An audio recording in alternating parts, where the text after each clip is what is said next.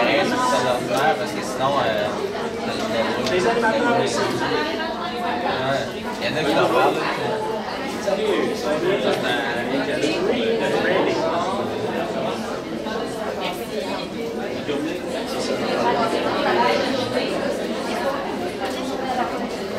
Alors, comment ça va?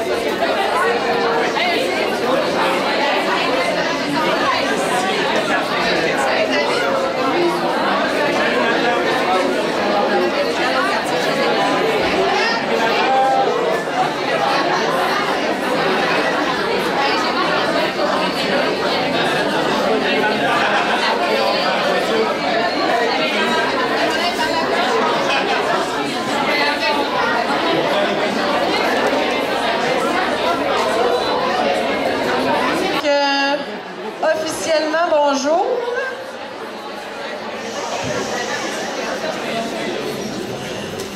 Ça nous fait un grand plaisir de vous recevoir ce matin à l'école Beau-Rivage. Mon nom est Marie-Josée Pelletier, je suis directrice adjointe ici et aujourd'hui j'agirai un peu comme maître de cérémonie afin de rendre nos transitions uniformes et harmonieuses. Donc c'est ça, c'est une espèce de prise 2 pour nous qui avons organisé ce grip le 15 février dernier, mais Dame Nature n'était pas collaboratrice. C'est sûr que nous, on a couché ici le 25 février, fait que c'était à l'image de l'hiver qu'on a eu. On s'est dit que septembre était une valeur beaucoup plus sûre pour vous recevoir ici dans notre belle école afin de partager nos connaissances en technopédagogie. L'acronyme qu'on s'est donné pour GRIP cette année, c'est Grandir, Réseauter, Innover et Partager. Donc, on espère que sous le signe de ces 4 belles actions qu'on entreprend chaque jour dans nos classes, bien, on pourra s'améliorer ensemble et faire en sorte qu'on donne un service à l'élève encore plus porteur, encore plus gagnant et qu'on favorisera ultimement la réussite de nos jeunes à la commission scolaire des navigateurs. Donc, une fois cette bienvenue faite, je vais céder la parole à mon patron, M. Bernard Demers, qui vous adressera quelques mots et qui vous présentera aussi notre conférencier. Je vous souhaite une excellente journée.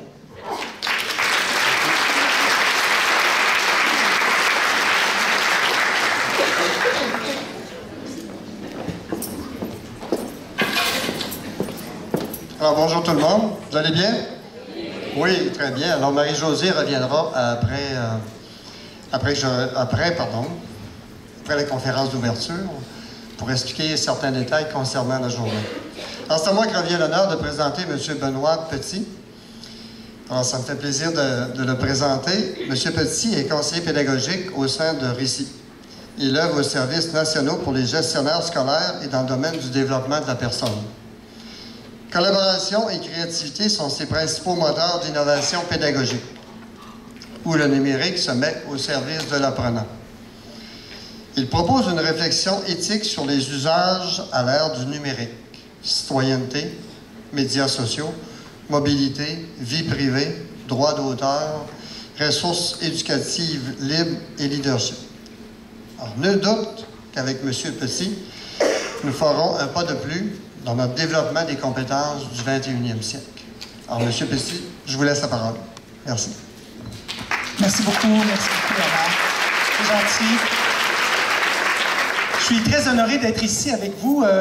S'il y en a qui ont des appareils mobiles avec eux là, et qui veulent suivre la présentation, aller plus vite que moi, parce qu'ils trouvent que je ne vais pas assez vite, vous pouvez vous connecter à la présentation. Vous pouvez l'ouvrir en lisant le code QR avec votre tablette ou votre téléphone. Donc, prenez le temps de faire ça. Pendant que vous faites ça, je veux juste vous dire qu'on est en direct. Et oui, oui, on ne le voit pas bien hein, à cause de la projection. Il n'est pas complet. Ah, c'est le code QR, vous n'êtes pas capable de le lire? Est-ce que, Louis-Olivier, tu peux nous resserrer un peu la présentation pour que ça arrive? Est-ce que tu es capable de jouer là-dessus ou non? Pas de jeu là-dessus, hein? OK. On va faire un truc. Je vais quitter le mode présentation. Puis à ce moment-là, vous devriez être capable de le lire au complet. Là, comme ça, je vous laisse le lire. On va repartir la présentation une fois que vous aurez ouvert. Alors, juste vous dire que pendant notre conférence d'ouverture, il y a des gens qui, sur Twitter, à distance, vont pouvoir suivre la conférence. Il y a 4 personnes connectées présentement. On espère qu'il y en aura 82 à la fin. Donc, je voulais saluer les gens qui sont avec nous. J'espère que vous nous suivrez tout le long. Les gens qui sont à distance, vous pouvez aussi ouvrir la présentation. Vous pourrez participer même à distance si vous êtes à distance. Donc, je suis vraiment content d'être avec vous. Aujourd'hui, on va mettre le numérique au service de notre conférence. Alors, tout le monde a réussi à ouvrir le lien. Vous pouvez zoomer sur votre appareil si c'est trop loin. Là. Je vais m'enlever du chemin. Là. Faites un zoom sur votre écran. Sinon, entrez l'adresse tout simplement. Là. Alors, c'est monurl.ca/CSDN19. Donc, tout simplement, l'adresse que vous pouvez entrer et ça devrait fonctionner. Donc, je vois qu'il n'y a plus d'appareils, plus trop d'appareils dans les airs. Ça va. On peut remettre le mode présentation. Oui, c'est correct. Vous y arrivez, monsieur? Oui, excellent. On va redémarrer la présentation. OK, on va te laisser essayer. Oui, tout à fait.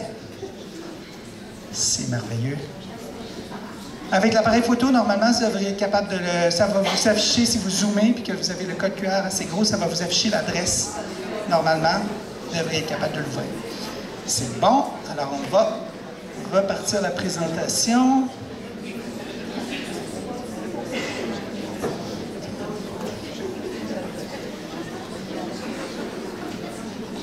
Ici. Là, évidemment, tout le monde est connecté au réseau en même temps, alors c'est plus long à charger. On s'y attend, c'est normal. On va être juste patient un petit peu. Puis ça va finir par revenir à la normale. Donc, je voulais, pendant que c'est en train de charger, c'est déjà arrivé, c'est super. Donc, on va être prêt à commencer. En fait, moi, je vais vous mettre en action tout de suite, presque tout de suite. Vous allez devoir tout de suite vous activer les neurones, parce qu'on est à l'ère du numérique. Hein? On est à l'ère du numérique, vous êtes toutes et tous à l'ère du numérique. J'ai vu, vous avez tout le monde presque un appareil avec vous. Vous avez ouvert. On va essayer ensemble de définir c'est quoi cette ère du numérique. Alors, pour faire ça, je vais vous demander d'observer des images. Je vous montre les images que je vais vous demander. Ce sont ces 10 images-là que vous allez devoir observer. Et quand vous allez avoir observé toutes ces images-là, ou du moins en même temps que vous allez les observer, je vais vous demander de trouver des caractéristiques de l'ère du numérique. Et pour répondre, pour entrer ces caractéristiques de l'ère du numérique, vous allez aller à l'adresse qui est en bas ici. Vous voyez l'adresse en bas? Oups, mon pointeur n'est pas au bon endroit. L'adresse qui est ici, answergarden.ch/1006-976. Alors là, je vous en demande des choses, hein? En plus de ma présentation, je vous demande d'aller ailleurs. Ça, c'est Answer Garden. Est-ce qu'il y en a qui utilisent ça en classe, Answer Garden? Est-ce qu'il y en a qui connaissent ça ici? Mettons la main si c'est ceux qui connaissent ça. Ah, il y en a quelques-uns qui connaissent ça. Pas beaucoup. Je vous apprends quelque chose, je suis content.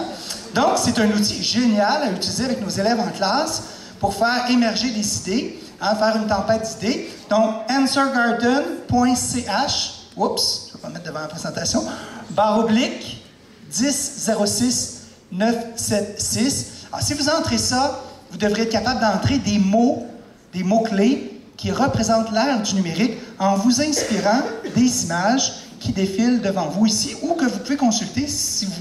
Alors, je vous suggère de faire ça en équipe, de vous mettre en équipe de 2-3. Il y en a un qui peut sur son appareil afficher les images sur ma présentation, puis l'autre entrer les mots. Alors, on se donne 4-5 minutes. Vous allez me trouver des mots qui représentent l'ère du numérique. C'est parti. Les gens à distance aussi.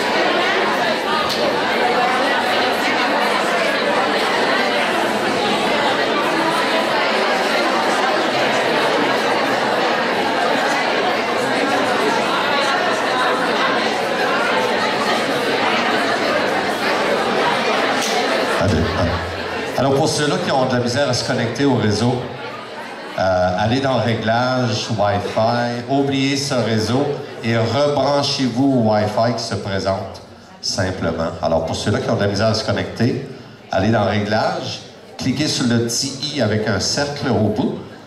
En fait, oubliez ce réseau. Après ça, vous revenez, vous branchez à CSDN Edu et ça devrait corriger la connexion Wi-Fi. Merci. Merci beaucoup.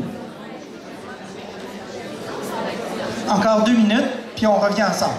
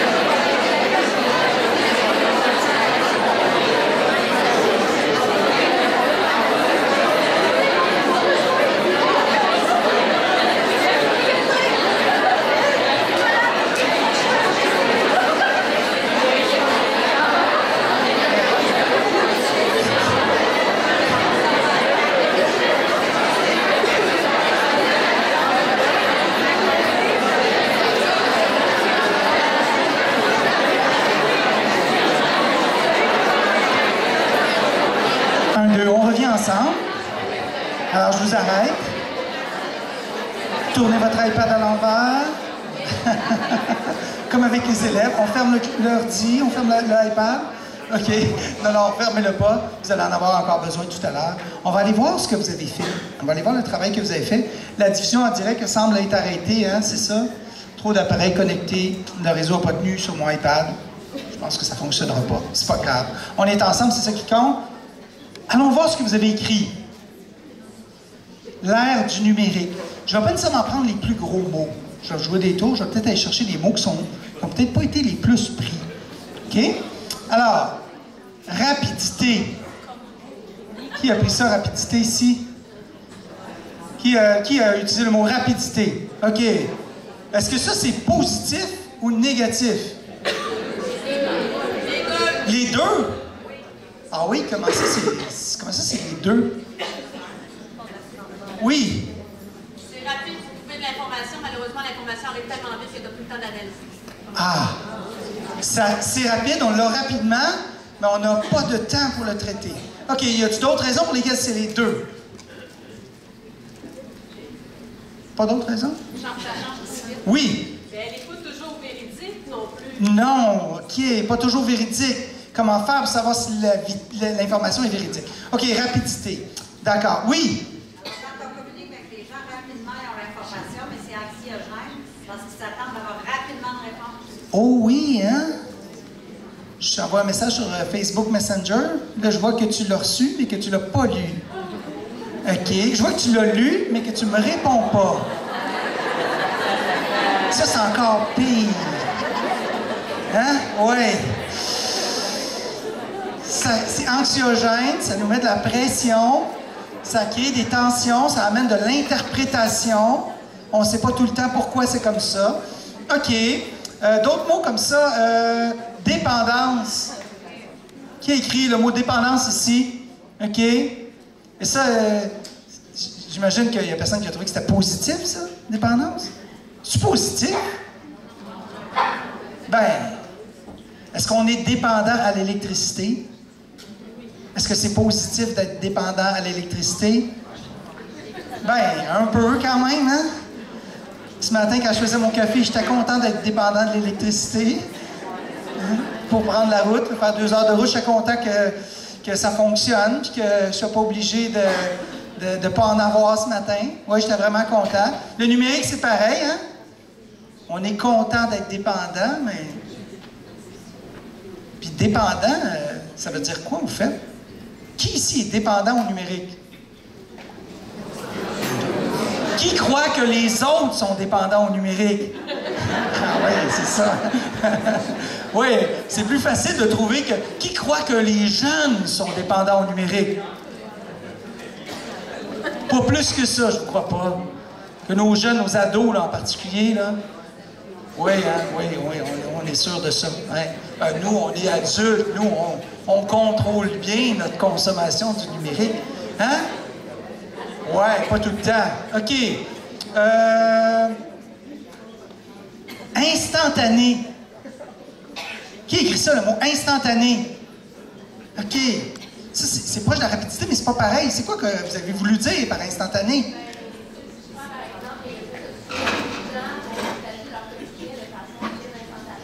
OK. C'est instantané, on partage des choses, on est en lien commun avec les gens. C'est-tu positif, ça? Ben oui. Oui, hein? C'est pas tout le temps tranché au couteau, hein? Il y a plein de choses là-dedans qui sont pas toutes tranchées au couteau. J'ai envie de revenir à mes images. C'est dans l'autre sens, ça, excusez, là, je vous mêle tout. Je vais revenir à une image là, qui est souvent, cette image-là, là, souvent, là, les gens accrochent.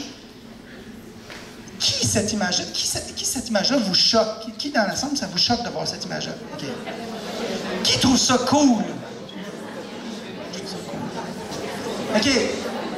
Pourquoi, dans la même salle avec des adultes, il y a des gens qui ça choque, puis il y a des gens qui trouvent ça cool? Des extrêmes. Pourquoi c'est comme ça?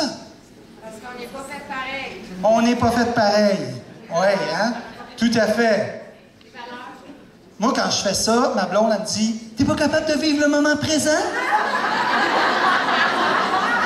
Hein? Ben oui, c'est ça.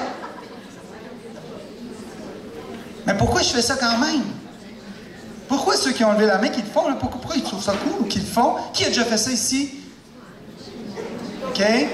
Pourquoi vous avez fait ça, ceux qui ont fait ça? Parce que ma fille s'enceinte. Parce que ma fille s'enceinte. OK. Ah, ben là, ça s'excuse, là, quand même. OK. Qui d'autre? Pourquoi vous avez fait ça? Oui.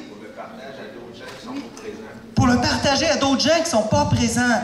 J'étais à Montréal il y a 2 ans, puis il y avait les marionnettes géantes dans les rues. C'est juste à Montréal, c'était juste quelques jours. Quand j'ai diffusé ça en direct, comme j'ai essayé de faire, puis là, ça marchait, me semble, cette fois-là. Quand j'ai diffusé en direct, il y a plein de gens qui disaient « Merci beaucoup, je peux pas être là, c'est super, merci beaucoup. » Puis évidemment, ma blonde à côté, elle me disait, là, t'es pas capable d'être là? Non, c'est pas vrai, pas comme ça, j'exagère. Mais c'est pas vrai, pas comme ça. Elle est très gentille, c'est un amour. Mais c'est vrai qu'elle pense qu'elle veut vivre le moment présent. Elle ne veut pas regarder les choses à travers son téléphone. Okay, dans cette image-là, je vous demande d'observer comme il faut. Il y a combien de gens qui sont en train, qui ont l'air d'être en train de diffuser ou d'enregistrer?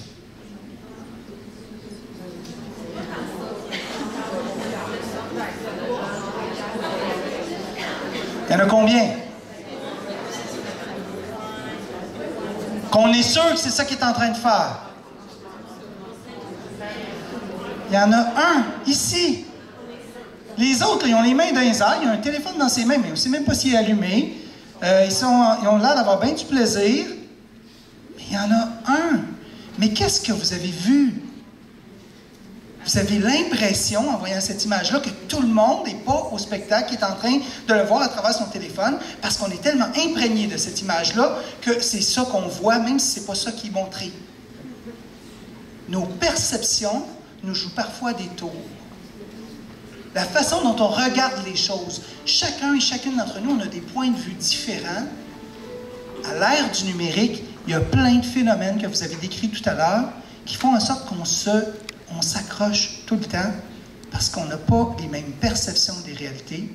On n'accorde pas de l'importance aux mêmes choses, on n'a pas les mêmes valeurs, puis on n'a pas les mêmes points de vue, c'est-à-dire qu'on n'a pas les mêmes référents, les mêmes repères.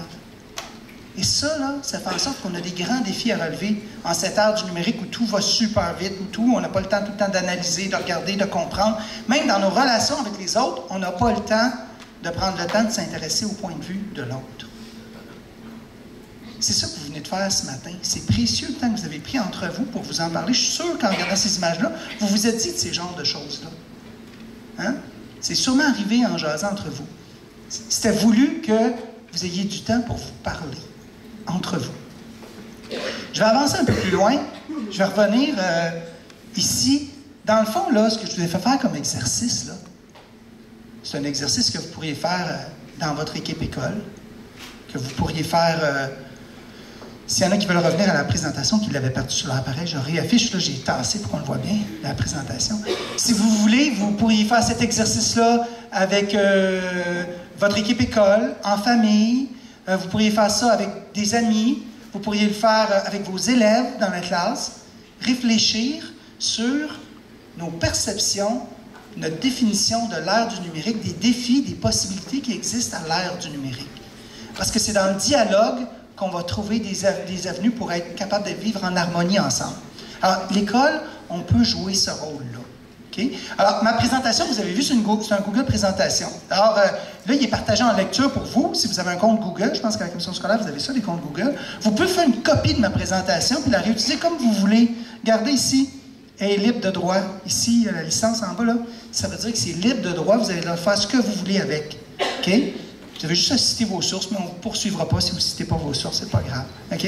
Donc, ce qu'on veut, c'est que vous l'utilisiez.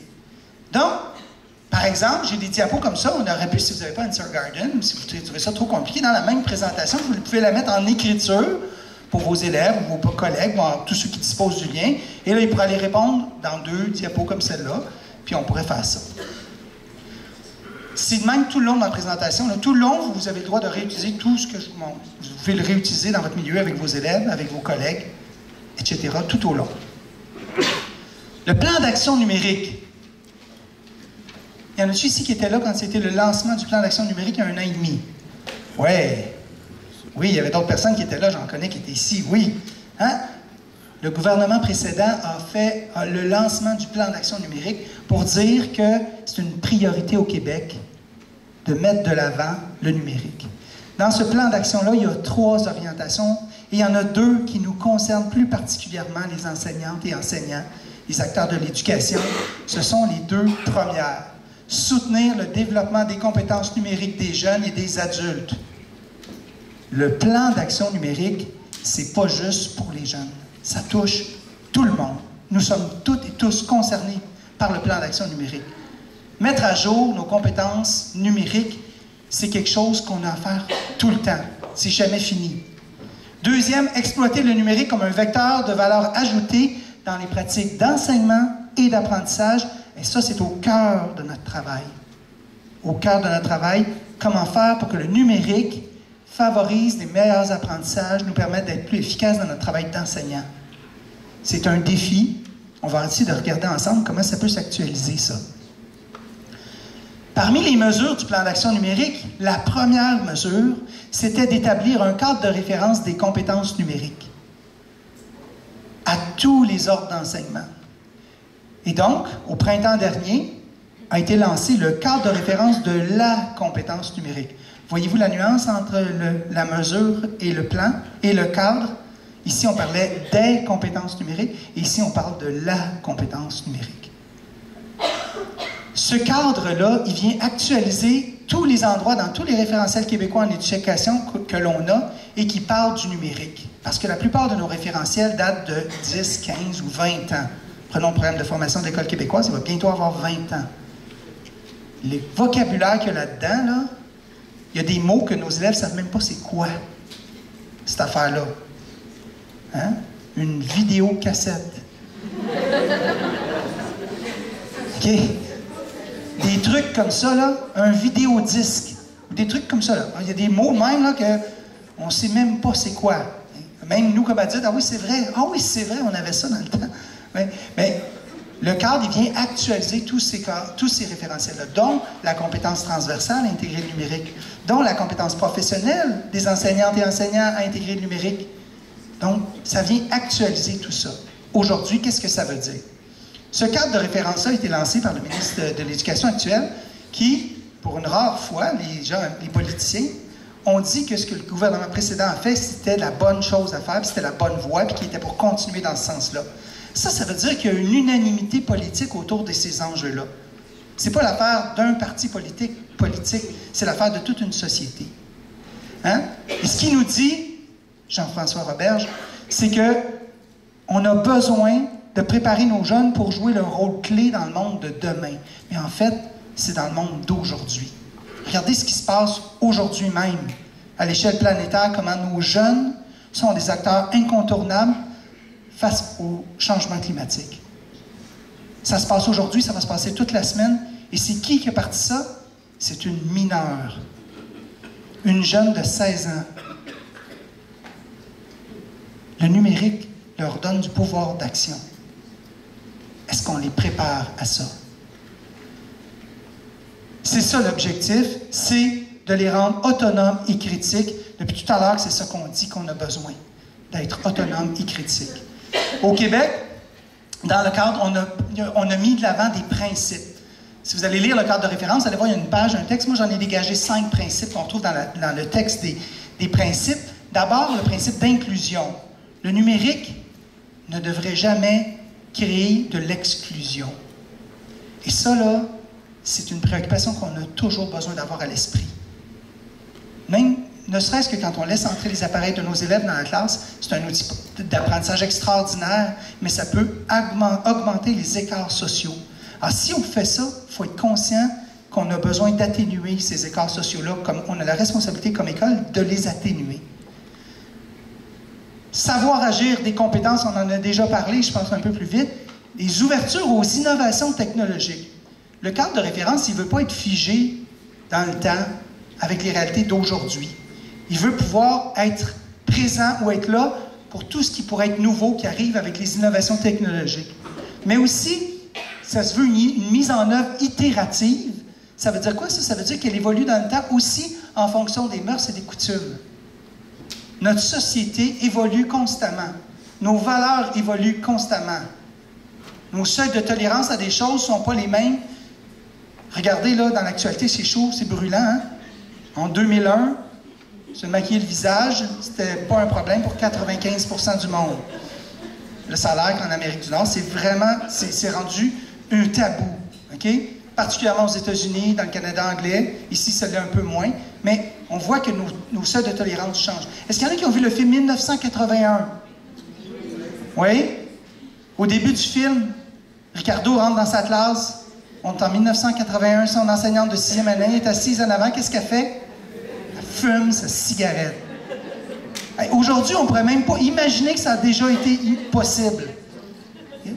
Mais c'est ça, c'était ça. Aujourd'hui, on ne se souvient pas. S'il n'y avait pas eu ce film-là, je ne me souviendrais pas de ça aujourd'hui. OK? Mais aujourd'hui, ce serait complètement inacceptable. Vous rentreriez dans une classe d'une enseignante avec ses élèves en train de fumer dans sa classe. Non, elle n'aurait même pas d'élèves dans sa classe parce qu'elle est en train de fumer dans sa classe, puis on serait scandalisé. OK? Nos valeurs évoluent dans le temps. Une mise en œuvre itérative, ça veut dire que ça tient compte de ça. Avec nos mœurs, nos us, ça va évoluer. C'est un développement contextuel aussi. Ça veut dire que c'est pas une recette. C'est pas la même chose pour tout le monde. Il faut tenir compte de nos réalités. Vous enseignez au primaire, au secondaire, en FGA, en FP, c'est pas du tout les mêmes réalités, c'est pas du tout le même contexte, c'est pas du tout les mêmes besoins. Vous travaillez dans un service de la commission scolaire, vous êtes avec juste des adultes, des employés, c'est pas le même contexte. Parce que le cadre de référence, il est là pour tout le monde, tout le monde, tout le monde. Du préscolaire à la sortie universitaire, ça concerne tous les acteurs de l'éducation, les élèves et les adultes. Tout le monde est concerné par le cadre de référence. On a mis 12 dimensions au cadre de référence. Au cœur de ces 12 dimensions-là, la dimension principale, c'est agir en citoyen éthique à l'ère du numérique. Je faisais une entrevue la semaine passée avec Thierry Carcenti, qui est avec son équipe de chercheurs de GRIP, un groupe de recherche interuniversitaire. Il y a plusieurs chercheurs de plusieurs universités au Québec qui ont fait plein de consultations, puis qui ont élaboré ce cadre de référence. Et il me disait que le fait d'avoir mis... Il a travaillé très fort avec son équipe, puis avec les gens au ministère, pour que ce soit ça qui soit au cœur du cadre de référence. Et ça a été salué partout dans la francophonie, en disant on salue l'audace du Québec de ne pas mettre les compétences techniques au cœur, mais de mettre l'éthique au cœur. On est vraiment innovateur au Québec avec cette approche-là. Et c'est salué partout dans le monde. Et qu'est-ce qu'on entend par agir en citoyen éthique? Il y a une petite note en bas de page qui est vraiment importante. C'est la capacité à prendre une distance par rapport aux enjeux comportant des questions éthiques. Agir en citoyen éthique, c'est pas agir en bon citoyen, puis qui se comporte bien, puis qui fait bien les choses comme nous, on voudrait. Agir en citoyen éthique, c'est être capable de se poser des questions, de faire ce qu'on a fait tout à l'heure, de dialoguer avec les autres, de s'intéresser au point de vue des autres, d'essayer de comprendre pourquoi on ne pense pas tout le monde pareil, puis comment on peut mieux vivre ensemble en tenant compte de ces différences-là. Parce qu'il y a rarement une bonne chose à faire. Ça dépend du contexte, ça dépend des personnes, ça dépend de plein de choses. Et c'est ça, développer la réflexion éthique chez nos jeunes, la capacité d'agir en citoyen éthique. Alors, décortiquer un petit peu cette définition-là. Le mot citoyen, dans la définition qui est là, le mot citoyen, c'est un mot qui peut servir aussi à discriminer des individus. Hein? On le voit en politique, parfois le mot citoyen il sert à faire des classes d'individus, hein? À faire des murs, à séparer les gens. Le mot citoyen, dans le cadre de référence, il fait davantage référence à ce qu'entend l'UNESCO en 2015, qui a proposé une définition de la citoyenneté mondiale, qui s'intéresse davantage à notre appartenance à l'humanité. Nous sommes toutes et tous humains. Puis le mouvement dont on parlait tout à l'heure, avec en tête Greta, qui est là, qui mène ça partout à travers la planète, ça a fait émerger cette sensibilité partout à travers la planète. Mais c'est cette idée-là qu'on est tous partie prenante d'une même humanité. La réflexion éthique, mais au Québec, on est vraiment chanceux parce qu'on a un programme qui a pris le temps de définir c'était quoi de la réflexion éthique, le programme d'éthique et culture religieuse. Alors, les enseignants du primaire, vous enseignez tout ça. Qui enseigne au primaire ici? Levez dans la main. OK.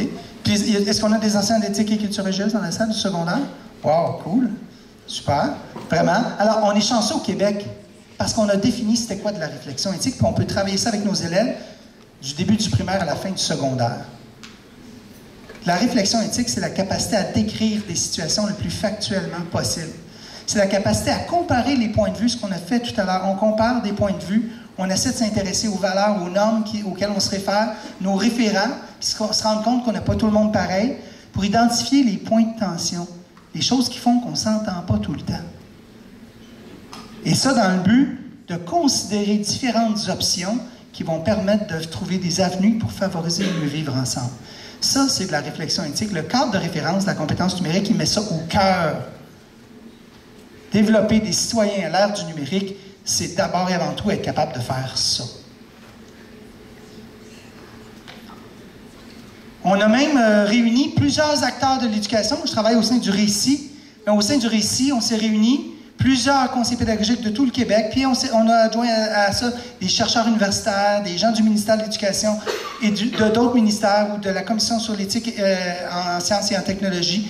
On a essayé de dire, est-ce qu'on serait capable de développer un modèle québécois? Parce qu'actuellement, les modèles qu'on a, ils s'appellent citoyenneté numérique, ils viennent des États-Unis, ils sont très moralisateurs. Ils nous disent dans toutes sortes de contextes comment bien se comporter. Et au Québec, comme on ne veut pas aller là, on veut aller vers l'autonomie. On a décidé de développer ce qu'on a appelé, nous, le processus d'autonomisation éthique. Autonomisation, là, c'est la traduction de empowerment. Hein? Empowerment, ça a l'air plus fort, hein? Oui, c'est vrai, on dit en anglais, empowerment. Ça vient du mouvement américain avec les femmes noires américaines qui ont voulu se donner du pouvoir d'action avec Oprah Winfrey en tête de liste. Et donc, ce mouvement-là, il dit qu'on veut donner du pouvoir d'action. Le mot autonomisation, c'est ça qu'il veut dire dans ce contexte-là. C'est la traduction littérale de empowerment.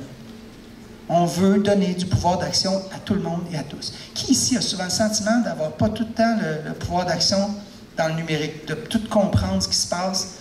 On a un peu tout le temps, hein? Oui, hein? On a tout le temps un peu ce malaise-là, hein?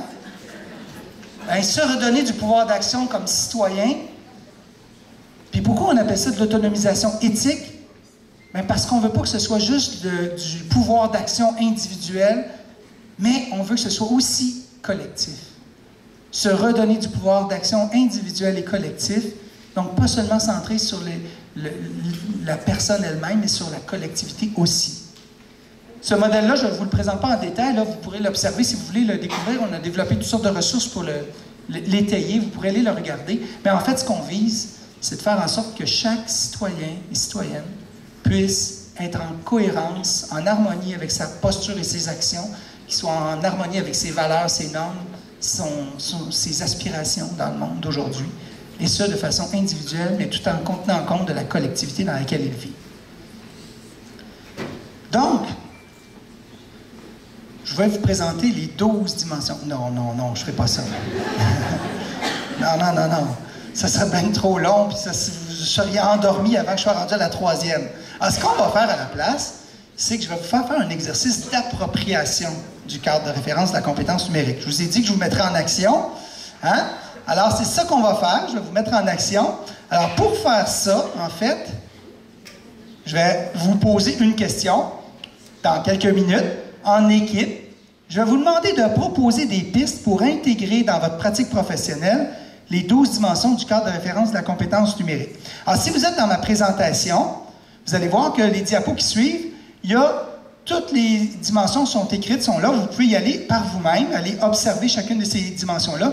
Puis, à la fin de chaque bloc de 3, vous avez des exemples de ce que je vous demande. En fait, c'est ce genre d'énoncé-là que je vais vous demander d'écrire. OK? Des exemples comme ceux-là. Vous y avez accès dans ma présentation, vous pouvez aller voir ça. Si je reviens à ma question, ici, donc, pour arriver à faire ça, je vais vous demander, je vais utiliser une fonction de Google Présentation. Est-ce que vous connaissez ça? Les outils de présentation, de participation. Attendez, ça va-tu marcher? OK, démarrer une nouvelle séance. Et voilà, ça c'est intégré dans Google Présentation. Vous n'avez rien à ajouter. Là. Vous avez juste à dire, je vais activer le mode présentateur quand vous partez votre présentation. Et vous pouvez activer ça n'importe quand. Donc, ce que vous avez comme tâche à faire, c'est répondre à ma question. Et pour répondre à ma question, au lieu de me poser une question, c'est moi qui vous pose une question et vous allez répondre à ma question. Ce que je vous demande de faire en répondant à la question, c'est de commencer votre énoncé par le numéro de la dimension que vous avez choisie. Et ensuite de ça, vous m'écrivez dans votre pratique professionnelle à vous, comment ça s'actualise, ça, cette dimension-là. Vous choisissez celle que vous voulez, pas de problème. Puis après ça, on va revenir, je vais en choisir au hasard quelques-unes qu'on va afficher devant tout le monde. Vous allez voir, moi, je ne pourrais pas les afficher toutes, vous êtes trop nombreuses et nombreux, mais on prendra le temps d'en regarder quelques-unes. Si je vous donne... Il est quelle heure, là? 9h28. Ah ben oui, je pourrais vous donner 7 minutes. C'est-tu bon pour vous? 7 minutes? En avez-vous assez? Oui? C'est bon? Donc, sur un de vos appareils, là, vous pouvez faire ça en équipe encore. Un de vos appareils, vous allez à l'adresse slide.app.goo.gl/P minuscule, E majuscule, Y majuscule, F minuscule, B minuscule. Et vous allez répondre à ma question. C'est parti.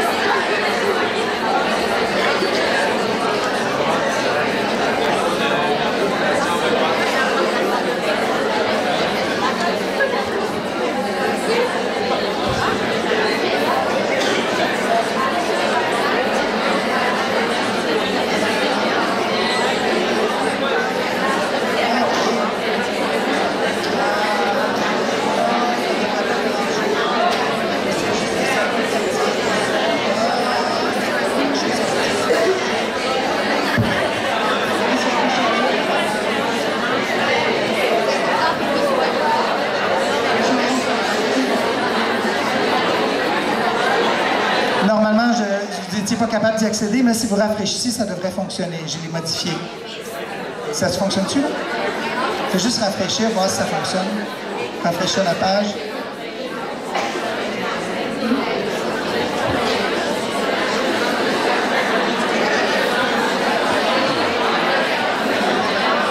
Désolé, je n'avais pas changé le paramètre. La consigne est claire, vous savez ce que vous avez à faire? Oui, je répète. OK, je répète. Mais là, je me doutais qu'il y avait trop de choses à faire en même temps. Alors, je répète la consigne. Alors, une fois que vous êtes connecté, il y avait un problème de connexion, là, parce que j'avais juste mis, j'avais pas assez ouvert mon truc. Là, j'ai mis à tout le monde, devrait être capable d'y accéder. Vous devez aller observer ou choisir une des dimensions de la compétence numérique et vous demander, vous, pour vous, comme enseignante ou enseignant ou professionnel, ou peu importe ce que vous faites, comment ça s'actualise, ça? Ça veut dire quoi pour vous, concrètement? Ou qu'est-ce que ça pourrait vouloir dire pour vous? Et là, j'avais donné des exemples, hein? À la diapo, ici, vous en avez pour les 3 premières dimensions. Oups, je suis allé trop vite. Ici, et voilà. Pour les 3 premières dimensions, voici des exemples de ce que vous pourriez faire. Puis, si vous allez plus loin, après les 3 dimensions suivantes, vous avez d'autres exemples des 3 dimensions suivantes. Qu'est-ce que ça pourrait vouloir dire? Alors, ce que je vous demande, c'est d'écrire le numéro de la dimension que vous avez choisi et l'exemple que vous avez pour illustrer comment, pour vous, cette dimension-là peut s'actualiser. Est-ce que c'est plus clair? Oui. Oui? Est-ce qu'il y en a qui ont des questions? Le code? Oui. Ben en fait, pour répondre, c'est juste en haut, là. Pour la présentation, tu veux dire? Pour répondre à ma question, ça. Ça, c'est pour répondre à la question. C'est avec cette adresse-là, il n'y a pas de code QR cette fois-là.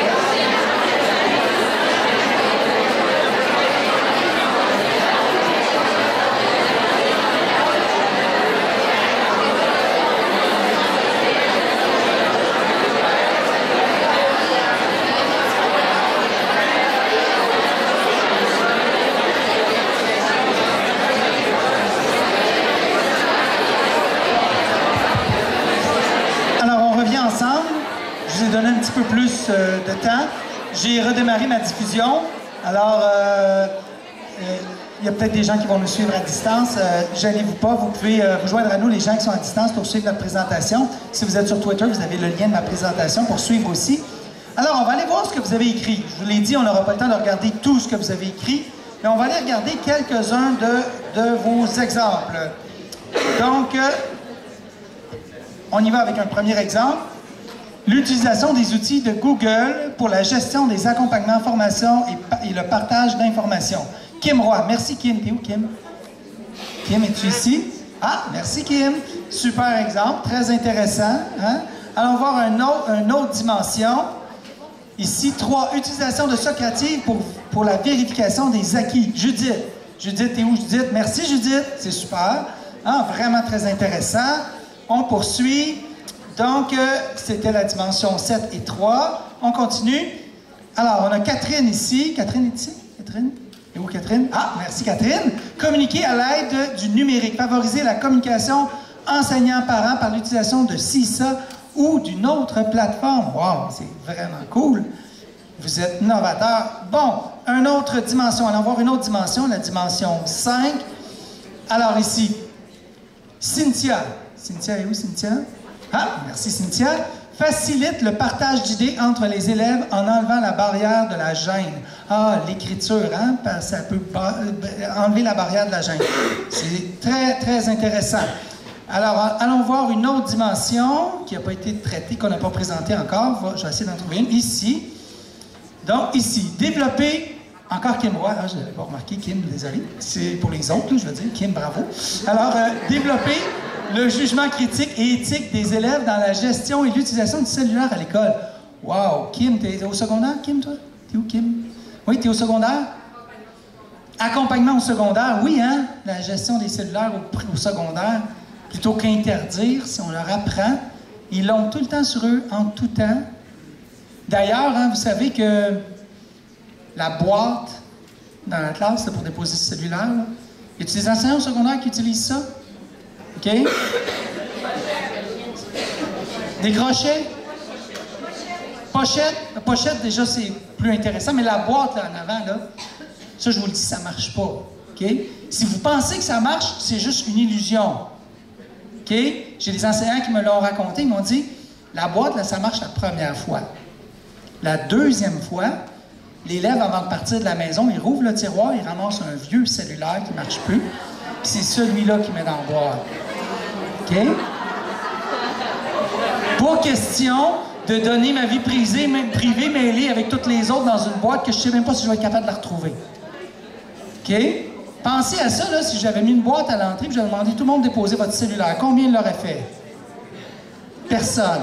Bon, en tout cas, 2, 3. OK, peut-être. On ne l'aurait pas fait. OK, merci, Kim. OK, j'essaie de trouver une autre dimension qui n'a pas été présentée encore ici. Alors, Anonymous est parmi nous.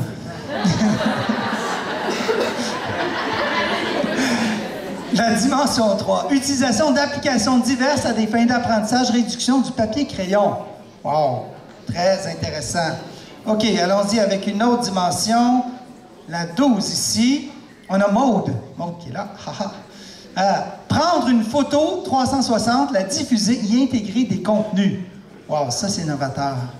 Il y en a qui ont ça, des caméras 360 ici? Vous n'avez pas besoin. Vous n'avez pas besoin. Des photos 360, on va faire ça avec son cellulaire. Vos élèves sont capables de faire ça, faire des photos 360 avec vos cellulaires. Hein, ça se fait. Il y a la fonction photobulle dans plusieurs des appareils de nos jours, où il y a des applications qui permettent de le faire. OK? C'est pas sorcier. Ben, ça veut dire faire une belle photo, ça...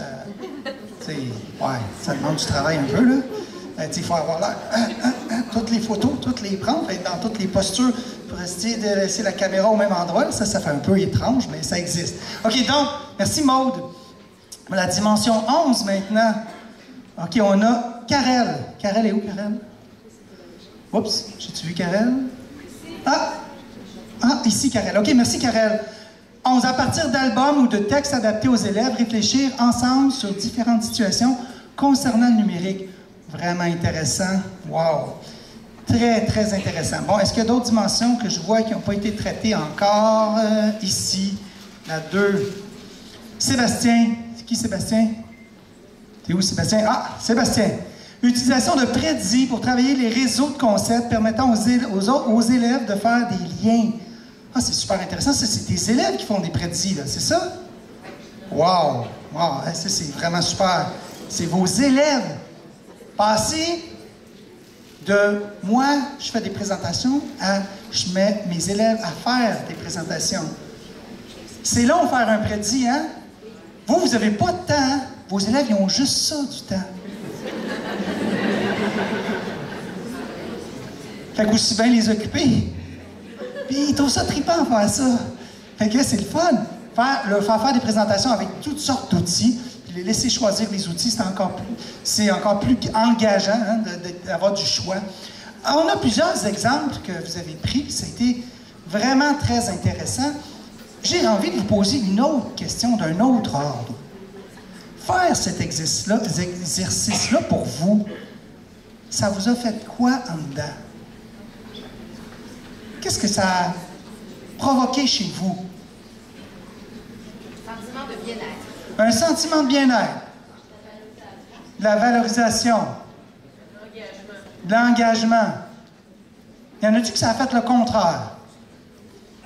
Hein? Vous n'osez pas le dire? OK, ceux que c'est le contraire, vous n'osez pas le dire, hein? Il y en a-tu que c'est venu dire ouais, je me rends compte qu'il y a plein de choses que je ne sais pas ou que je ne fais pas, surtout quand j'écoute ce que les autres ont dit qu'ils faisaient. Est-ce qu'il y en a qui ont eu ce sentiment-là? Oui, hein? Moi aussi, j'ai ce sentiment-là. Je suis un expert du numérique. Et tous les jours, j'ai ce sentiment-là. C'est un sentiment. C'est pas un fait. Mais c'est un sentiment bien réel qu'on a. Chacune et chacun d'entre nous, il y a pratiquement tous les jours, on est exposé à des situations qui peuvent nous faire sentir qu'on n'est donc bien pas là. Ça fait 5 ans que cet outil-là existe, puis moi, je ne le connaissais même pas. Je suis un spécialiste du numérique, je ne savais même pas que ça existait. Mais oui, c'est là, c'est présent. Ça existe, ces choses-là. Mais c'est un sentiment. Qui ici utilise un téléphone cellulaire? Intelligent, là. Ouais, c'est tout de même maintenant. OK. Qui utilise une tablette? Qui utilise un ordinateur? Qui utilise une fonction Bluetooth dans son auto, tout le kit, là? OK. Qui a de la domotique à la maison, ou un Alexa, ou un Google Home, ou un aspirateur robot? C'est ça. OK. Il y a 5 ans, il y a seulement 5 ans, vous n'étiez pas capable d'utiliser toutes ces technologies-là.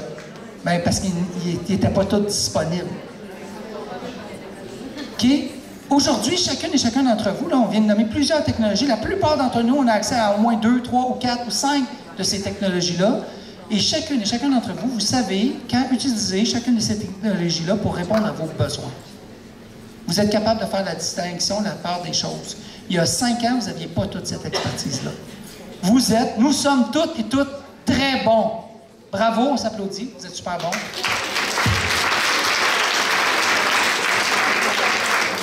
Ce qu'on vient de faire là c'est fondamental, OK?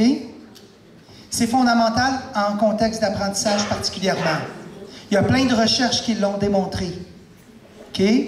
Plein de recherches, entre autres les recherches de Thérèse Bouffard au Québec, là, qui travaille sur le sentiment d'efficacité personnelle ou le sentiment d'efficacité professionnelle, ou même on parle de sentiment d'efficacité collectif. Hein? Il y a des Américains qui appellent ça la mentalité de croissance. L'idée qui est derrière ça, là, c'est quoi? C'est l'idée que quand on croit que quelqu'un est capable de faire quelque chose, souvent, cette personne-là s'avère être capable de le faire. Même si elle, au départ, elle pensait qu'elle n'était pas capable de faire quelque chose. Alors, souvent, on a le sentiment qu'on est... Je vois souvent des gens en éducation qui me disent « Ah, mais moi, je ne suis pas très bon avec les technologies. » Et ces personnes-là sont comme vous, là. Ils ont plein de technologies, ils les utilisent à tous les jours, mais ils ont quand même ce sentiment-là. Alors, dépasser ça, c'est fondamental pour vous, mais c'est fondamental pour vos élèves aussi. OK? De développer ça, de leur donner confiance, c'est extraordinaire ce que ça permet de faire. Alors, ce qu'on va faire, Je vais avancer très rapidement parce que ça, c'est toutes des ressources pour vous que vous pouvez réutiliser. Je vous l'ai dit tout à l'heure. Hein? Je ne vais pas regarder ça en détail avec vous. Vous avez accès à ça. Vous avez même des diapos si vous vouliez faire le travail en équipe. Là, si vous n'avez pas la fonction comme je vous ai fait avec vous, vous pourriez faire un tableau dans lequel vous demandez aux des équipes, dans votre équipe école, par exemple, de faire le même exercice. Vous pourriez faire ça avec vos élèves. Donc, vous avez ces diapos-là qui peuvent vous permettre de faire ça. Je reviens en arrière. Les 12 dimensions. On est à l'ère du numérique, hein? Puis à l'ère du numérique, il y a toutes sortes de phénomènes qui arrivent, dont, entre autres, on entend beaucoup parler de l'intelligence artificielle. L'intelligence artificielle, là, dans toutes les technologies que vous voyez apparaître devant vous, là, il y en a une seule dans laquelle elle n'est pas impliquée. C'est laquelle, selon vous, de toutes ces technologies où il n'y a pas de rien d'intelligence artificielle? Le cerveau. Pardon? Le cerveau. Le cerveau? Ben, en fait, le cerveau, il veut illustrer que ce qu'on appelle l'intelligence artificielle, c'est qu'on essaie avec des technologies de reproduire le fonctionnement de l'intelligence humaine. Okay? C'est ça que ça veut dire, l'intelligence artificielle. Mais dans les technologies que vous voyez là, laquelle ne fait pas appel à l'intelligence artificielle pour fonctionner? Gmail, non. Dans Gmail, il y a de l'intelligence artificielle. Pardon? L'antenne Wi-Fi? Spotify? Non, dans Spotify, il y en a aussi. Nao. C'est Nao. Nao, le petit robot Nao, ne fonctionne pas à l'intelligence artificielle. Les modules de reconnaissance du langage ont été développés grâce à de l'intelligence artificielle, mais le robot lui-même, quand on interagit avec lui, il n'y a pas d'intelligence artificielle qui est active quand on s'en sert. Mais toutes les autres technologies que vous voyez là fonctionnent grâce à des modules qui sont utilisés dans les technologies dites d'intelligence artificielle. Tous les jours, nous sommes exposés à ça et la plupart d'entre nous, nous ne sommes pas conscients de ça. Fait que là, c'est le robot qui est le seul qui est vrai. Le seul qui n'est pas... Non, c'est pas que c'est pas vrai. Le seul qui n'a pas de fonction d'intelligence artificielle, c'est le robot, celui qui, vraisemblablement, quand on arrive devant lui, on a l'impression que c'est de l'intelligence artificielle. Notre cerveau l'observe et se réajuste en se disant « Ah, ça doit être de l'intelligence artificielle ». Toutes les autres technologies fonctionnent à l'intelligence artificielle, avec des modules ou des fonctions qu'on retrouve dans l'intelligence artificielle, mais notre cerveau n'est pas conscient de ça, puis il n'est pas préparé à ça. OK? Quand on a le sentiment, des fois, que les choses nous dépassent, ne vont pas comme nous, on pense... Quand on écrit 2 lettres dans notre chercheur Google, puis que la phrase au complet qu'on avait en tête apparaît, là, on se dit, OK, c'est quoi? C'est des modules d'intelligence artificielle qui font ça. En fait, elle se sert de nos habitudes, de nos besoins, des gens qui nous entourent, de toutes sortes de choses, en fait, qui peuvent être actives autour de nous et qui font en sorte qu'on a de l'intelligence artificielle dans nos vies de tous les jours. D'ailleurs, il y a un chercheur d'une compagnie privée anglaise en Angleterre, Émile, et j'ai assisté au WAC, au Web à Québec, au printemps dernier, puis j'ai assisté à sa conférence, et lui, il nous expliquait que les travaux qu'ils mènent, eux, actuellement, c'est qu'il semblerait qu'ils ont été capables de décoder le code, les algorithmes de l'ADN, OK? Et qu'ils se sont rendus compte qu'il y a beaucoup de maladies ou de problèmes de santé qui sont liés à des erreurs de code qui sont introduits dans notre ADN. Et lui, il prédit, et aujourd'hui, ils ont développé des technologies qui sont capables de relier des puces informatiques à notre système nerveux. Et lui, ce qu'il travaille, à essayer de développer des algorithmes qui pourraient devenir des remèdes.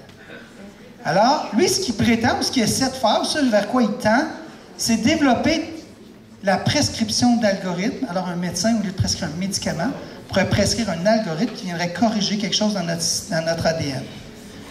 Okay. Et va-tu y arriver? Je ne sais pas, là. OK? Mais il reste qu'il donne une conférence sur ça puis il explique tout comment ça fonctionne. OK? Dans un colloque international. Il a présenté ça. C'est hallucinant, les possibilités du numérique. D'où la nécessité d'apprendre et enseigner à l'ère du numérique. Ça veut dire quoi? C'est pas tant d'apprendre des algorithmes, c'est bien plus une question de posture. On l'a vu un peu tantôt dans l'exemple que je vous ai donné.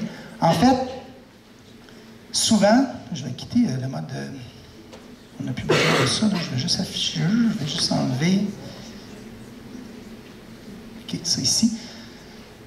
En fait, pour comprendre, il faut un peu comprendre comment fonctionne notre cerveau.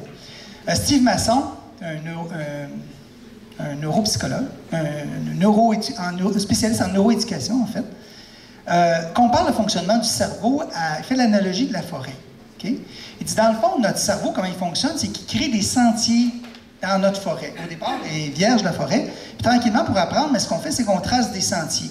Et plus on utilise les sentiers régulièrement, plus on devient habile, plus le sentier il va vite, plus on est efficace, plus on arrive droit au but, on automatise des tâches. OK?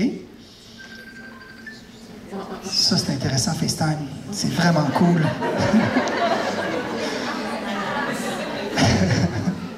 Alors, l'analogie de la forêt, dans des sentiers, il y a un an, j'étais avec des collègues. On était au Mont-Sainte-Anne pour une rencontre des gens du récit. J'étais avec mon collègue Sébastien. Puis, en fin de journée, il y avait une activité qui c'était d'aller courir dans les sentiers. Puis, il est arrivé 5-10 minutes en retard. Le groupe était parti. Il a dit, bon, moi, je vais aller courir pareil. On est en fin de journée, 5-6 heures. On est au début octobre. Il commence à courir dans le sentier. Là, tout d'un coup, la lumière, la brunante commence à arriver. Alors, il décide, je vais virer de bord, je vais m'en revenir à notre point de départ. Et il court dans l'autre sens. Et tout d'un coup, il se rend compte qu'il ne reconnaît pas les lieux. Il ne sait plus où il est rendu.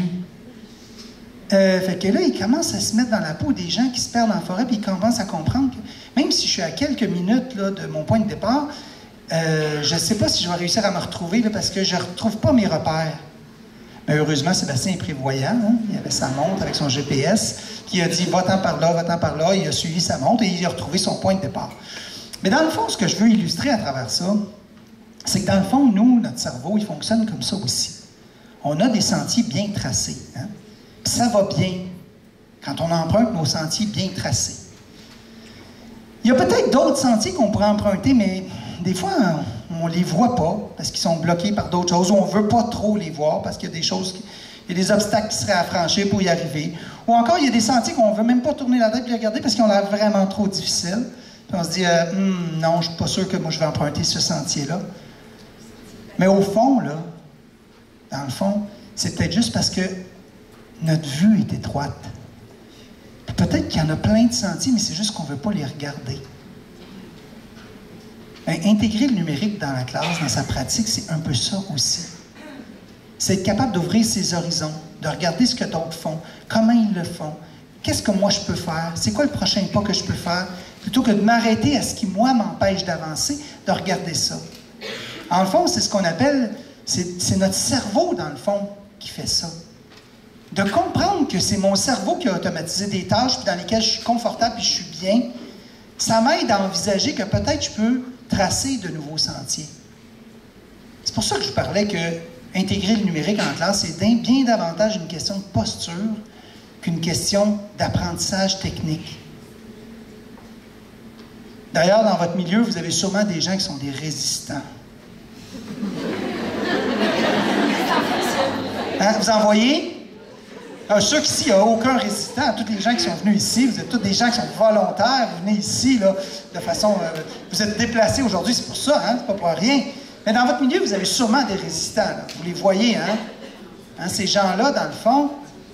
Puis, c'est pas juste ces gens-là, au fond. C'est pas tant qu'ils sont des résistants, mais c'est parce qu'ils ressentent des choses.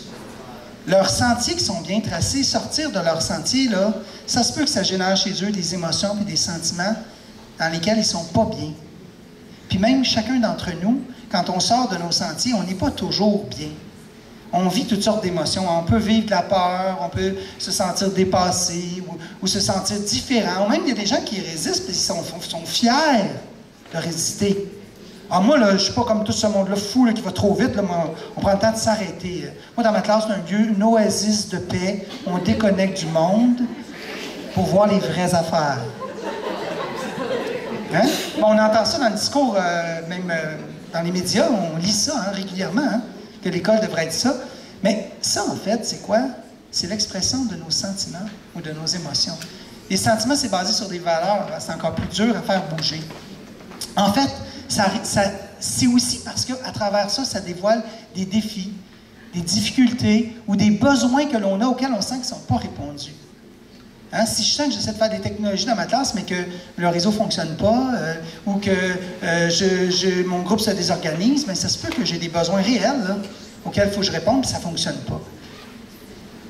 Mais dans le fond, si on revient à l'analogie de la forêt, bien, si on essaie de voir ces gens-là comme des gens qui ont des sentiers bien tracés dans leur cerveau, bien, peut-être qu'on va être capable de trouver des façons de répondre à leurs besoins, puis de tracer des nouveaux sentiers, de les accompagner, puis moi-même trouver des nouveaux sentiers pour aller ailleurs que où je vais habituellement.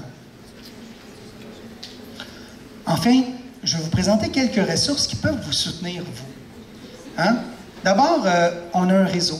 Moi, je l'ai dit tout à l'heure, on l'a dit tout à l'heure, je travaille au Récit, au Service national du Récit, et dans le domaine du développement de la personne, et pour les gestionnaires scolaires. Est-ce qu'il y a des gestionnaires ici dans la classe? Est-ce qu'il y a des directions d'établissement ou d'école ou de centre ici? Oui? OK. Donc, il y a un nouveau Service national du Récit là, depuis l'hiver dernier qui a été mis en place pour accompagner les gestionnaires scolaires. Ça n'existait pas avant. C'est nouveau, ça existe. Moi, je m'occupe de ce service-là à la Commission scolaire de Saint-Hyacinthe. C'est un service pour toute la province du Québec. Mais aussi, on a un service dans le domaine du développement de la personne avec notre super équipe. Il y a entre autres Marie-Soleil qui est ici aujourd'hui avec nous, qui va animer un atelier tout à l'heure.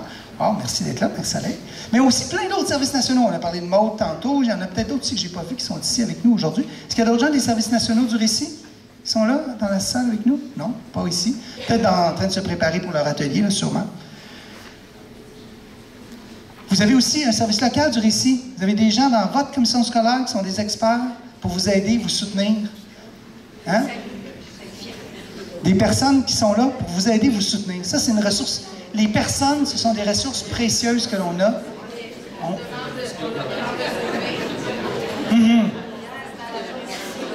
Vous avez...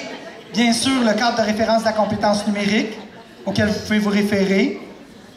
Vous avez des parcours de formation à distance créés par le Récit et par Cadre 21 qui vous permettent de vous former par vous-même en lien avec les combos numériques et aussi toutes sortes d'autres sujets qui sont là. Vous avez ces plateformes de formation-là qui sont accessibles au Québec pour tout le monde. Des exemples de ce que vous pourriez faire pour travailler la citoyenneté à l'ère du numérique chez vos élèves. Il y a plein de choses là-dedans que je suis sûr que vous faites déjà. Mais juste de savoir que vous le faites dans l'optique de développer de l'autonomie, de développer des citoyens qui vont être capables de relever les défis d'aujourd'hui et de demain, mais ça va peut-être faire que vous allez faire légèrement différemment. C'est pas sorcier, c'est pas des choses très compliquées, ces choses-là que vous voyez là. Je veux juste terminer en vous faisant entendre un témoignage de Geneviève, une directrice d'école de la commission scolaire de la Seigneurie d'Émile-Île, dans le coin de Sainte-Thérèse. Son témoignage est percutant. Il nous interpelle toutes et tous. On va terminer comme ça.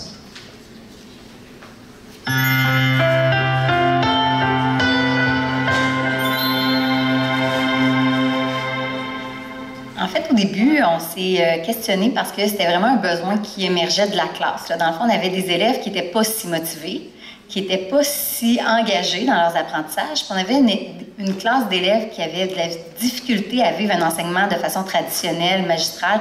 En fait, ça ne correspondait pas du tout à leurs besoins. Puis quand on faisait ça, ils n'apprenaient pas. Et même l'enseignante, là, je ne pense pas qu'elle aurait pu survivre à la gestion de classe que ça leur aurait demandé.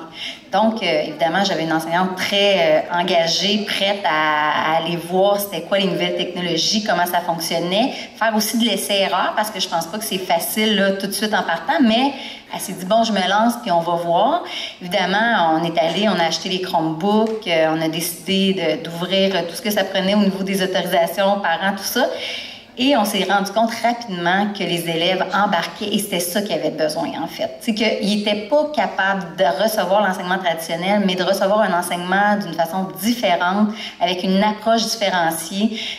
Ça leur collait à la peau, là, puis on n'a plus le même groupe. Là. Effectivement, vous avez vu un groupe présentement très engagé, qui sont prêts à prendre en main leurs apprentissages, puis qui font les efforts nécessaires pour réussir. Puis d'ailleurs, ils sont tous en réussite. Fait que c'est vraiment le succès, là, c'est qu'ils sont là, ils ont le goût d'être là, ils font des tables de multiplication pendant l'heure du dîner, ce qu'ils n'avaient jamais fait avant. Ils écoutent des capsules, ils discutent. Donc, c'est vraiment pour nous un succès, là.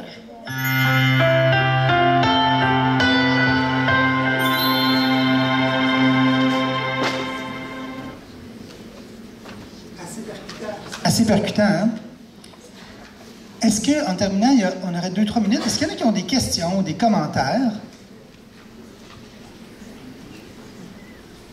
Si vous n'avez pas de questions ou de commentaires, moi je vous félicite. Vous avez été des participants extraordinaires.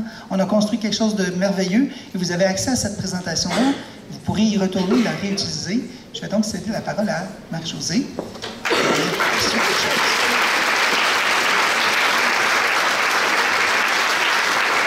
Merci beaucoup, Monsieur Petit.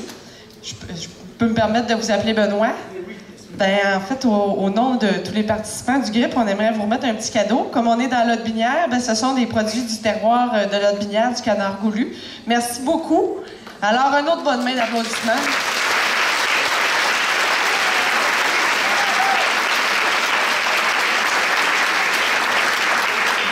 Est-ce que vous restez prendre la pause avec nous? Oui. Quelques petites instructions pour la bonne suite des choses. En fait, nous prendrons la pause juste ici dans le carrefour. On a du café, collation. On a 15 minutes parce que les activités du bloc A débutent à 10h25. C'est un atelier de 75 minutes. Et ensuite, à partir de 11h40, on va faire le service du dîner à la cafétéria. Soyez attentifs, il va y avoir 2 files. Une file pour poulet et végé et une file qui va aller un petit peu plus loin, plus profondément dans la cafétéria pour ceux qui préfèrent la lasagne. Et c'est ça. Très important par rapport à la fin de la journée maintenant. Vous avez votre cocarde et à la fin du dernier atelier, on va tous revenir ensemble ici pour faire une belle rétroaction. Pour bien boucler la boucle, on le dit, hein, pour activer les connaissances, on fait notre activité, mais des fois, là, oh, vite, la cloche va sonner, là, les amis, ramassez vos choses, alors que c'est tellement important de faire une dernière fois le point avec nos jeunes, mais on va faire une dernière fois le point avec vous avant de se quitter en fin de journée. Votre cocarde, vous devrez la déposer ici dans le bac à ma droite. Si vous remplacez quelqu'un, changez votre nom sur votre cocarde parce que ça va être avec ça qu'on va tirer les prix de présence. Et manquez pas ça, sérieux, là. La qualité qu'on a aujourd'hui, les services éducatifs ont des super beaux cadeaux pour vous. Donc, mais pour avoir le prix, il faut être présent. Alors, voilà. Et un dernier petit commentaire en lien avec le bassin de contamination. Sur l'heure du dîner et durant la pause d'après-midi qui est un petit peu plus longue, on aura le bassin de contamination, on a plusieurs exposants qui viennent vous partager, que ce soit par rapport à l'impression 3D, l'école entrepreneuriale, il y a des bibliothécaires qui sont présents, on a ici Steve Julien, un enseignant de Beau-Rivage qui va vous présenter le programme d'insertion professionnelle pour la commission scolaire. Nous, on est comme le modèle. Donc, si vous avez des questions, Steve va être là pour parler de ça. On a des breakouts, on a toutes sortes de choses. Donc, ça, c'est ce midi et à la pause. Donc, je vous souhaite un bon bloc A, une belle pause. À tout à l'heure. Merci tout le monde.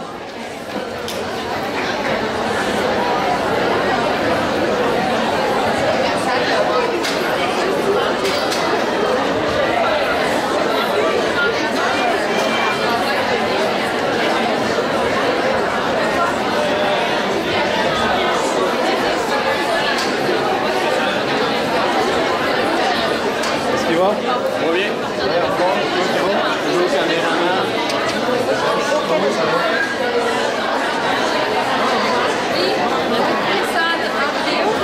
Filmez ça.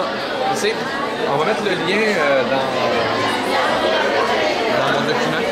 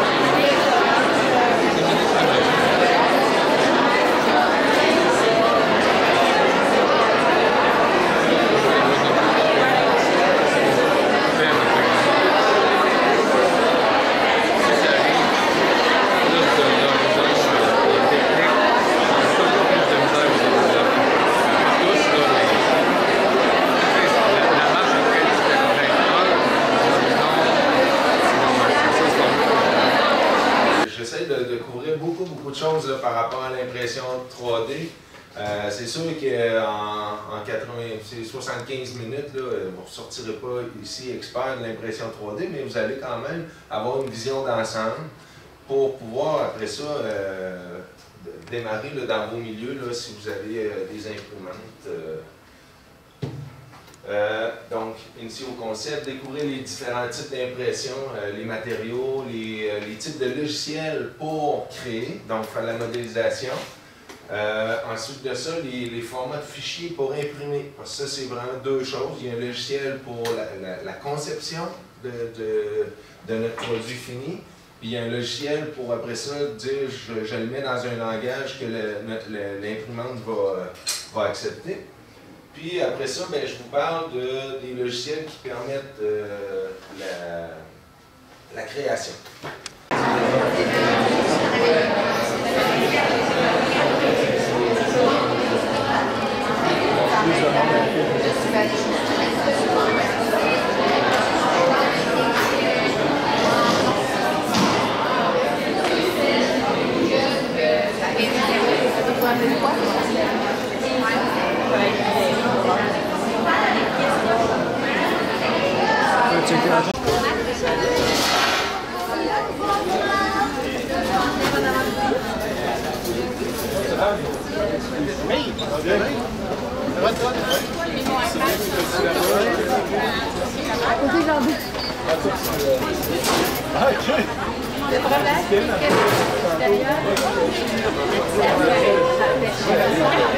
Ah, toi, t'es là, oui.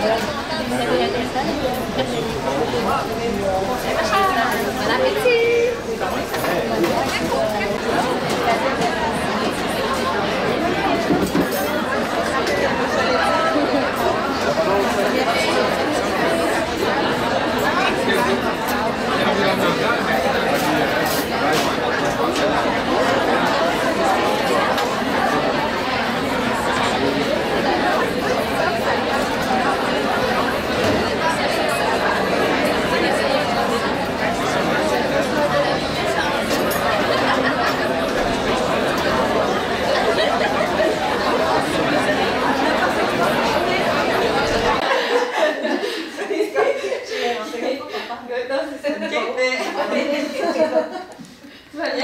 Oui, c'est ça, j'étais rendue. Donc, si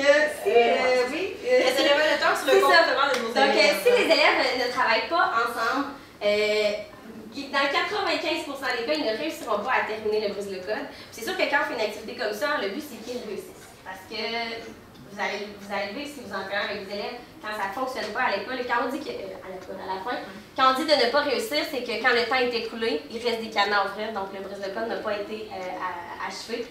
Souvent, il y a des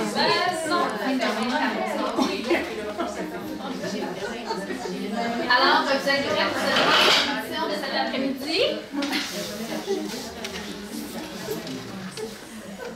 Alors, la première question, c'est simplement par simple curiosité que je vous pose cette question-là. Il n'y a pas de bonne ou de mauvaise réponse. Je veux juste avoir une idée de combien de temps.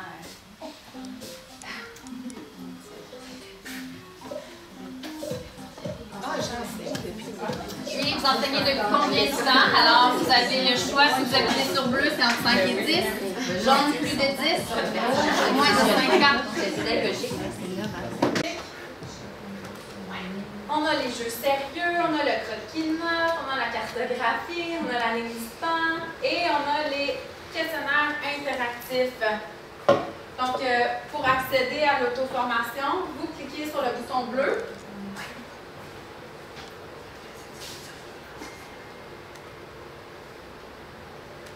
Et finalement, la façon facile d'amener les élèves à... On veut leur faire faire un atelier sur la tablette, là, on veut leur montrer une vidéo, mais au lieu qu'il y ait à entrer l'adresse YouTube, bien, on fait un code QR qui vont simplement le numériser avec l'appareil photo. Donc ça, c'en est un qui fonctionne bien, mais il y en a plein d'autres. Tantôt, quand vous verrez les codes QR, là, pour ceux qui ne sont pas habitués, vous pouvez tout simplement ouvrir l'appareil photo, puis placer votre iPad au-dessus, puis vous allez avoir un petit ploup vous pouvez ouvrir puis vous cliquez là-dessus pour l'ouvrir. En téléchargeant ça, vous avez déjà vos carrés pour créer des cartes à tâches. Une carte, deux cartes. Comme jusqu'ici? Oui. Parfait. Vous avez des liens pratiques. Je ne suis pas très habile avec les tactiles encore. J'aime bien le crayon, c'est bien agréable. Vous avez des sites pour les images libres de droit, donc FreePic, Pixabay. Pour acheter des cliparts, il y en a beaucoup sur Teachers. Et moi, j'utilise beaucoup Etsy. Il faut juste écrire, par exemple, répondu, 7 avec elle qui est notée, qui ont répondu à la question correctement en allant choisir dans le choix de réponse. Mais il y en a 7 qui ont reçu et qui n'ont pas répondu, ou qui ont reçu et qui ont répondu en faisant un commentaire. Fait que là, moi, en tant qu'enseignant, je vois là, ce qui s'est passé, puis je pourrais aller voir c'est qui les 6 qui ont remis le travail, c'est qui les 7 qui ont juste répondu avec un commentaire. Je pourrais aller cliquer là et voir leurs commentaires. Et aller voir, dire, ben, c'était comme un sondage, parce que moi, ça me permet, voyez-vous, là, on le voit pas. Oh, on le voit quand même, il y a un peu de bleu, là. Ça me permet de voir qu'il y en a 6 qui viennent avec un ordinateur portable, il y a quelqu'un qui venait avec un iPad. Mais sinon, les autres, je ne le vois pas dans le sondage avec le graphique, je le vois juste avec... Puis, dans le fond, la clé du succès, c'est de partager toutes ces informations-là. Donc, aucun enseignant ne peut posséder toutes les connaissances pour répondre aux besoins individuels de chaque élève. C'est-à-dire que moi, Mme Véronique, j'ai cette année 48 élèves, là, mais normalement 26, et j'ai beau avoir je ne l'ai pas encore, mais je suis en train de faire mon doctorat, d'avoir une maîtrise, d'avoir... À la fin d'année, quand j'arrive à la fin d'année scolaire, je me dis tout le temps, je l'ai échappé, sur un aspect. Puis ça me fait mal. Puis ce modèle-là, il est supposé éviter que les élèves se ramassent dans des martons. Cette année, on a dû rencontrer les parents là, dans l'auditorium pour leur expliquer pourquoi on travaille ces compétences-là. Il y a des parents qui ne sont pas d'accord, mais nous, on a des parents qui sont tout à fait d'accord aussi. On a eu autant des commentaires positifs que négatifs par rapport à ça. Mais nous, on y croit et on veut vraiment poursuivre là-dedans. Donc, ce qu'on a fait, en fait, c'est qu'on n'a pas pris toute l'école, parce que c'est quand même 1250 élèves, 1250 portfolios à gérer. Donc, on y va à petite échelle. On a ciblé d'abord des élèves. Je vais vous demander de dessiner, d'écrire un mot, et de l'encadrer d'une façon quelconque avec les outils. Donc, ça va vous permettre de l'explorer. Donc, au moins avec un crayon, puis de mettre de la couleur. Je ne sais pas pourquoi j'avais commencé la lettre de l'alphabet. Donc, on écrit avec notre doigt ou avec un crayon. En bas, à droite, au milieu, vous avez la grosseur du trait.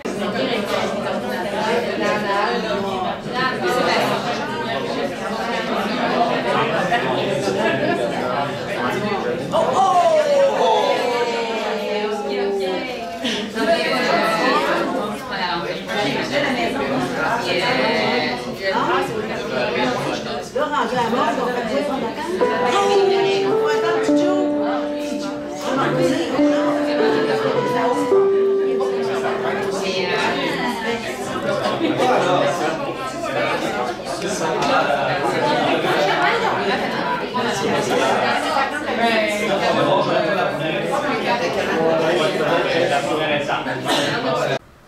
Si je fais son frère, là, il a fait.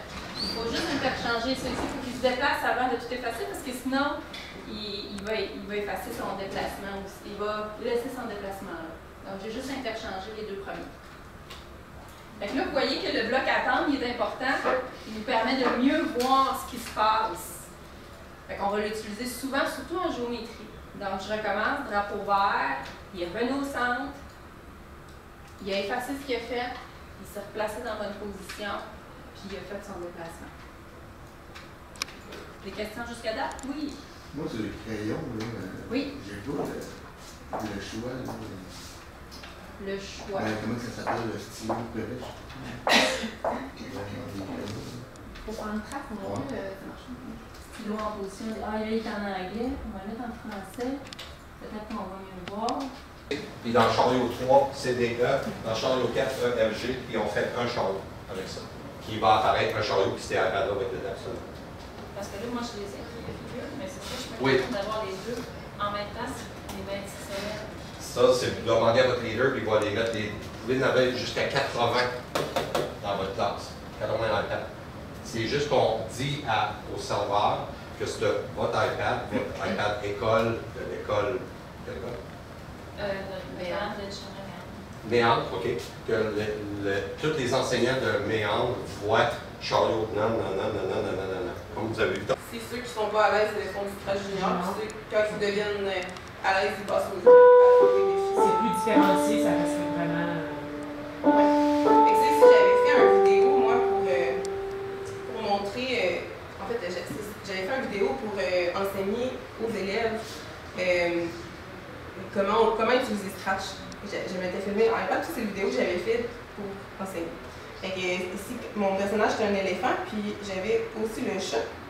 Et si je vous montre que ça donne en tout, ben, ça disait au revoir.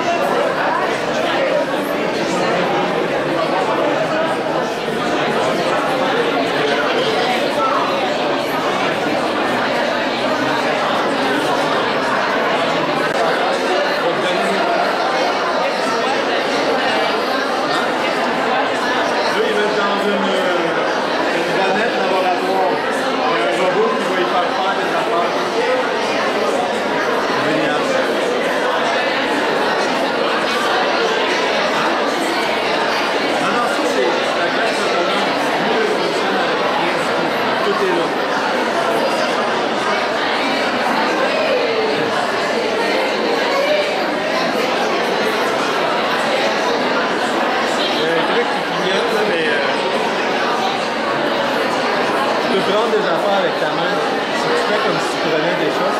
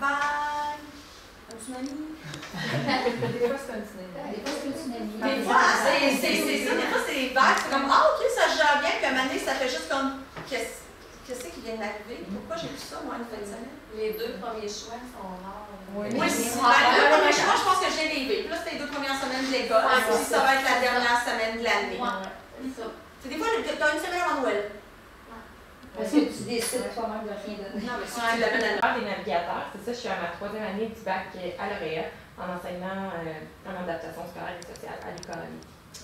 Fait que je suis pas inscrite au GRIP, là. Je suis comme ici de manière. C'est pas comme je suis si, de honte. Je pense qu'on peut se permettre Ben, moi, c'est Marie Soleil, je suis sexologue de formation, j'ai fait mon bac et ma maîtrise. Ma maîtrise portait sur une analyse de contenu des questions de jeunes de 11 à 14 ans posées sur tel jeune, afin de ressortir les préoccupations. Par rapport à ce beau projet, j'aimerais remercier les enseignants qui s'en sont occupés, Evelyne Lacombe, Christian Doyon-Lessard et Jennifer Côté qui ont encadré ces jeunes-là. Donc, merci, c'est très apprécié. Alors, oui, Olivier, tu peux lancer le montage vidéo.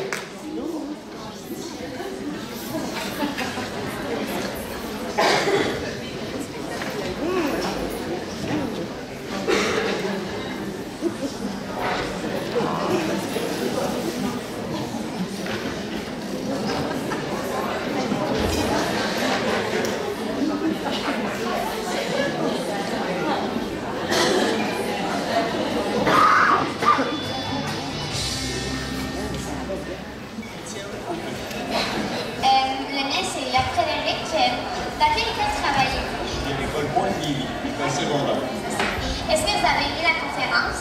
Oui, j'ai adoré la conférence. Comment pensez-vous que vous devriez intégrer la technologie dans votre classe? permettre à mes élèves d'utiliser un petit peu plus leurs outils à eux.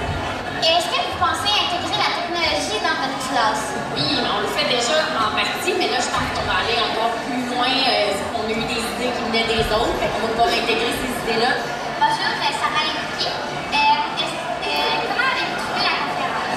C'était vraiment intéressant, honnêtement. On a appris plein de nouvelles choses. Très intéressant. Comment pensez-vous intégrer la technologie dans votre classe? Donc, avec des projets qu'on peut faire sur certaines applications comme Bricolage, iMovie, Chatter, Creator, des outils pédagogiques, Live Worksheets, Showbie qu'on utilise aussi avec des activités interactives. Est-ce que vous avez déjà intégré cette technologie dans votre classe? Oui, j'utilise la plateforme Google Classroom.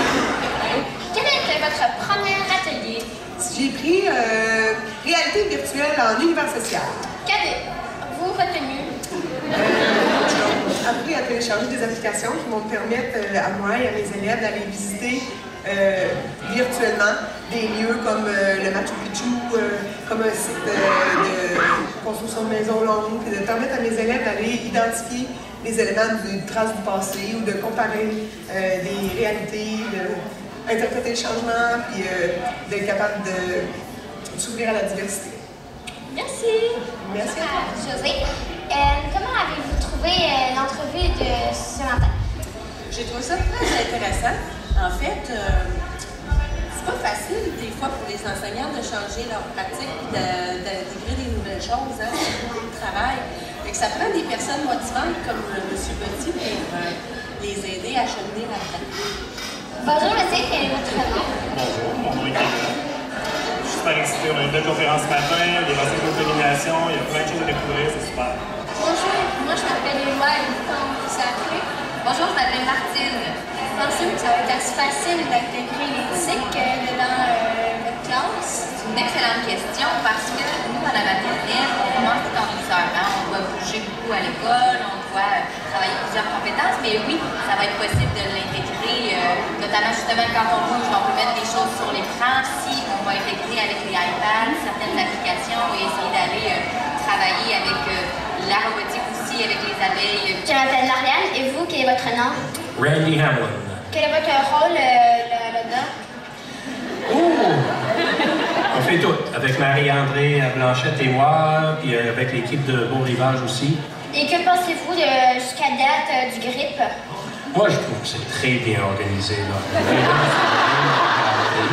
Mais c'est aussi parce que les gens ont demandé d'avoir plus d'ateliers pour eux. Et c'est ça, c'est pour ça qu'on l'a organisé de cette manière-là. Alors j'espère que ça plaît à tout le monde, que ça soit organisé de cette façon. Merci. C'est votre première activité que vous avez aujourd'hui. C'était l'atelier sur la création de jeux d'évasion. Quelle était votre première activité que vous avez faite? Ma première activité, c'était partager l'excellence et collaborer. Avez-vous aimé cette activité? Oui, c'est vraiment très pertinent. Quelle est la première activité que vous avez faite aujourd'hui? Classe flexible et différenciée. Est-ce que vous avez aimé ça?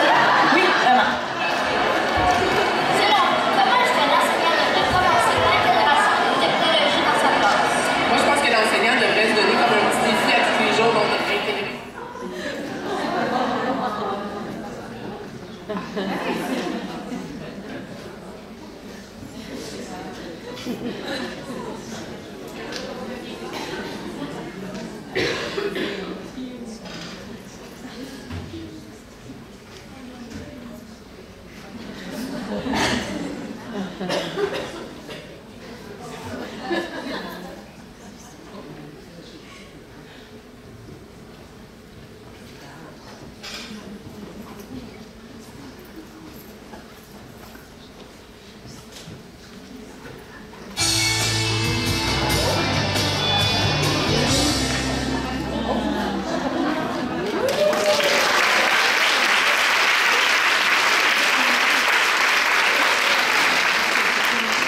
Alors, une image vaut mille mots. Merci beaucoup à tous.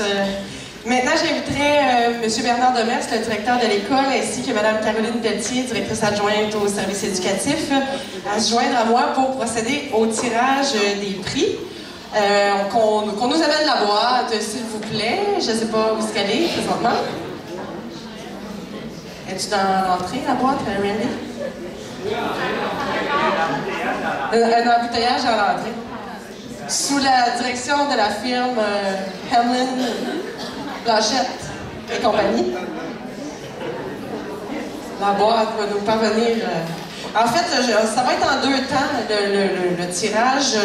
La première vague, c'est les objets ici qui sont devant, des jeux de société et des livres de Visible Learning de John Hattie. Donc, les premières personnes qui seront nommées pourront venir choisir devant. Puis après ça, je vais laisser Madame... on a aussi des cartes à apport, hein? Oui. OK. Il y a quelqu'un qui m'a demandé pour des cartes de la SAQ, ça, on n'a pas ça, hein? Alors, M. Demers, vous pouvez tirer, c'est combien? C'est 9.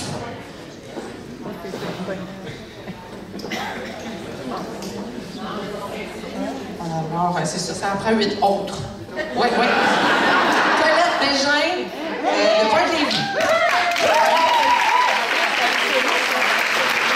Alors, M. Éric Couliot ne nous a pas payé, mais Charline Lafrenière, Pointe-Lévis.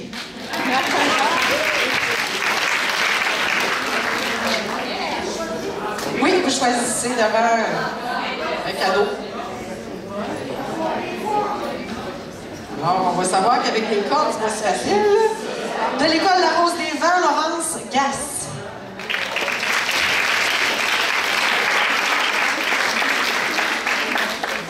Des services éducatifs, Oksana Aviadjouk. De l'école du Bac, Marie-André Lebrasseur. Il y en a 4, M. Denis.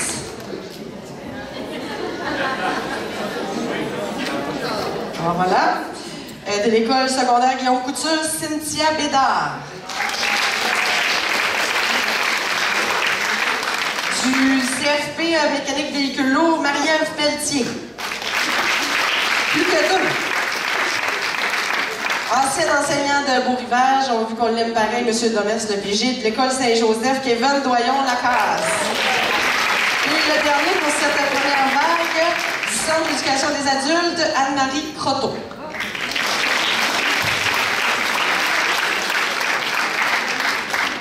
Et maintenant, Mme Pelletier, je vous laisse la parole pour expliquer la prochaine vague de prix.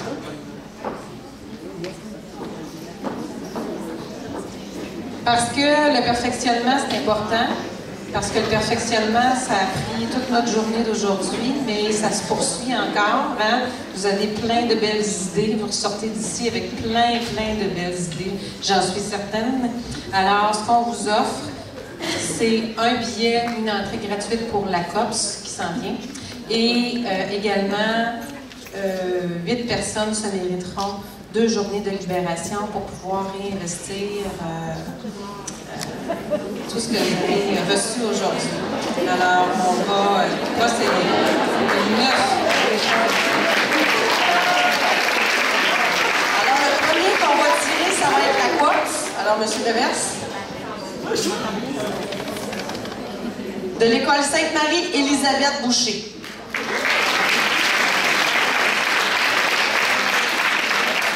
Et 8 autres personnes qu'on nommera, ben, c'est pour les 2 jours de libération. De l'école Notre-Dame-des-Chemins, Marie-Hélène Chabot. De l'école Sainte-Hélène, Caroline Bilodeau. Du Centre d'éducation des adultes, Hélène Savard. De l'école des 80, Martine Blais. De l'école La Rose des Vents, Caroline Fournier.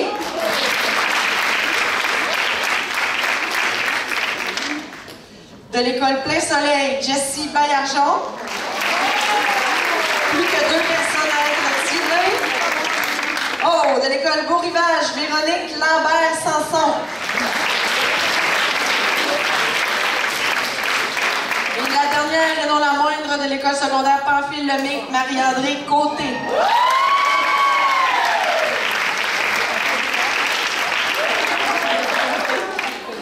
On demande aux gens qui ont gagné un prix de rester pas trop loin. On va prendre une petite photo finale. Madame Pelletier, je vous laisse le mot de la fin. Alors, je vous laisse avec un petit mot très court. J'avais écrit des petites choses, mais là, je me suis dit, je vais parler avec mon cœur d'enseignante, d'abord. Alors, j'ai eu beaucoup de plaisir à voir que vous étiez encore inscrits en très grand nombre cette année. Alors, ça, c'est important. Ça envoie un message que on veut se développer tout le monde ensemble pour nos élèves. Alors, je veux vous remercier. Près de 300 participants encore cette année. Alors, chapeau. Et je veux aussi vous dire que malgré toutes ces belles journées, c'est vous, chacun d'entre vous, et le nous collectif qui faisons la différence pour nos élèves. Alors, je vais vous laisser là-dessus. Mille merci. Vous êtes des artisans. Vous êtes de vrais artisans. Alors, vous faites la différence pour nos élèves et je vous en remercie.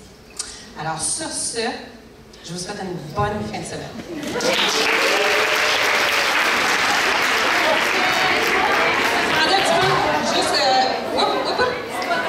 Juste attendez un petit peu. C'est qu'il y avait une petite partie qui était très importante que j'ai voulu vous libérer vite. Mais je voulais quand même souligner tout le travail qui a été fait par l'équipe de l'école secondaire de Beau-Rivage. Alors, une même applaudissement,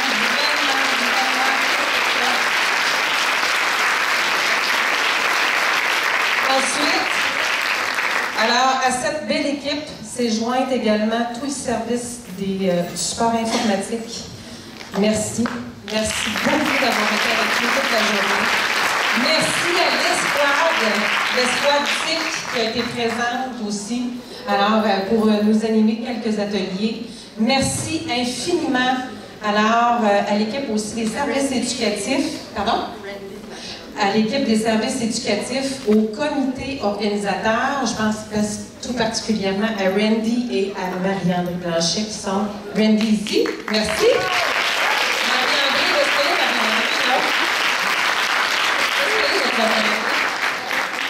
Marie-André, merci. Je vois mon beau Pierre Beaumont qui est en arrière, service informatique, merci d'avoir été là. Il y a aussi également des gens qui sont un petit peu dans l'ombre. Alors, Louis-Olivier à l'arrière. Merci Louis-Olivier. Alors, il y a énormément de bénévoles, des élèves qui se sont impliqués, des enseignants, toute l'équipe d'enseignants qui se sont impliqués. Alors, merci à tout ce beau monde et merci à l'équipe, encore une fois, de l'école secondaire. Merci Bernard. OK, on prend la photo.